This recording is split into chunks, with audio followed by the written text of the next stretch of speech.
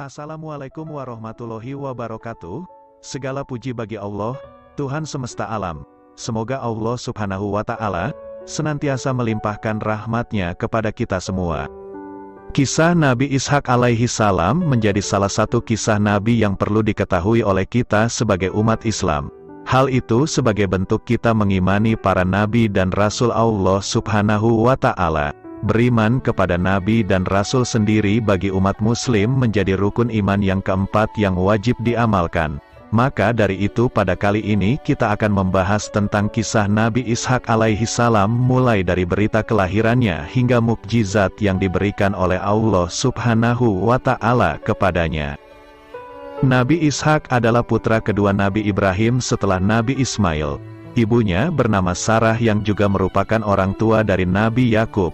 Nabi Ishak diutus untuk masyarakat Kanaan, khususnya di kota Hebron, Al-Halil, karena kaumnya tidak mengenal Allah subhanahu wa ta'ala. Sebelum kelahiran Nabi Ishak, Sarah dan suaminya Nabi Ibrahim mendapat kabar gembira dari Allah melalui malaikat Jibril. Dalam pesan itu malaikat Jibril menyampaikan pesan bahwa Sarah akan melahirkan seorang anak laki-laki bernama Ishak yang kelak akan menjadi seorang nabi. Namun, Sarah tersenyum karena merasa heran dan aneh.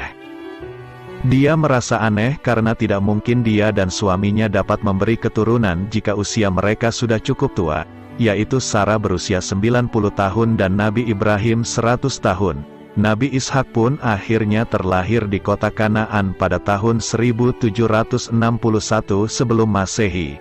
Nabi Ishak merupakan anak kedua dari Nabi Ibrahim dan Sarah setelah Nabi Ismail. Bersama Nabi Ismail, ia menjadi penerus ayahnya untuk berdakwah di jalan Allah. Ketika Nabi Ibrahim telah sangat tua, Ishak belum juga menikah. Nabi Ibrahim tidak mengizinkan Nabi Ishak menikah dengan wanita Kanaan karena masyarakatnya tidak mengenal Allah dan asing terhadap keluarganya. Karena itu, Nabi Ibrahim memerintah seorang pelayan untuk pergi ke Haran, Irak dan membawa seorang perempuan dari keluarganya. Perempuan yang dimaksud itu adalah Rifkah binti Batnail bin Nahur, saudara Nabi Ibrahim yang kemudian dinikahkan dengan Nabi Ishak. Namun ternyata ujian yang pernah menimpa ayah ibunya, dialami pula oleh Nabi Ishak. Istrinya merupakan wanita mandul. Nabi Ishak pun terus saja berdoa kepada Allah. Ia lahir berkat keajaiban darinya, maka bukan hal mustahil bagi Allah untuk memberi kembali keajaiban tersebut. Nabi Ishak dan istrinya terus berdoa dengan harapan dan tawakal yang kuat. Setelah penantian panjang, keajaiban itu pun datang. Rafikoh hamil dan ternyata Allah memberinya anak kembar, ialah Esau dan Yakub. Betapa bahagianya Nabi Ishak. Ia dianugerahi dua orang putra di usianya yang telah senja. Salah satu putranya pula, kelak menjadi seorang rasul, ialah Nabi Yakub yang kelak menjadi bapak dari Nabi Yusuf, Bunyamin, dan saudara-saudaranya. Dari anak-anak Yakub bin Ishak inilah cikal bakal Bani Israel atau keluarga Israel. Disebut Israel karena Nabi Yakub seringkali melakukan perjalanan di malam hari. Kelak dari Bani Israel ini pula lahir sederet Nabi dan Rasul. Allah menyebut dan memuji ketiga Nabi, yakni Ibrahim, Ishak, dan Yakub dalam firman-Nya. Dan ingatlah hamba-hamba kami, Ibrahim, Ishak dan Yakub yang mempunyai perbuatan-perbuatan yang besar dan ilmu-ilmu yang tinggi.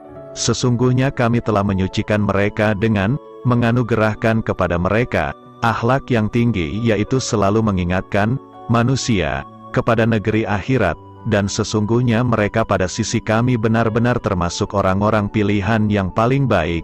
Quran Surah Sot ayat 45-47. Nabi Ishak diangkat menjadi nabi sesudah ayahnya yaitu Nabi Ibrahim. Beliau dikenal sebagai ahli ilmu dan hikmah. Ishak diutus Allah untuk berdakwah di wilayah Palestina, khususnya daerah Kanaan dan Syam. Nabi Elshak meneruskan dakwah ayahnya, Ibrahim, yang sudah tua.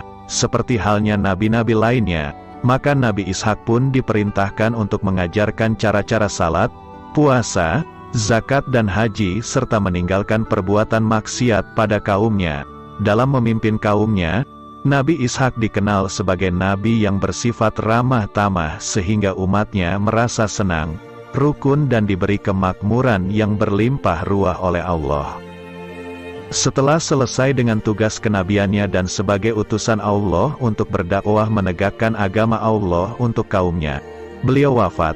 Nabi Ishak wafat pada usia 180 tahun. Beliau dimakamkan di Palestina bersama Nabi Ibrahim dan Sayyidah Sarah. Jasadnya dimakamkan di Palestina, tepatnya adalah di Gua Makfilah, Hebron, atau Palestina sekarang. Di atas Gua Makfilah kini dibangun sebuah bangunan masjid yang diberi nama Masjid Ibrahim. Di gua ini juga dimakamkan Nabi Ibrahim dan istrinya Siti Sarah, Nabi Yakub putra Nabi Ishak, Rafka istri Nabi Ishak, dan juga Lea istri Nabi Yakub.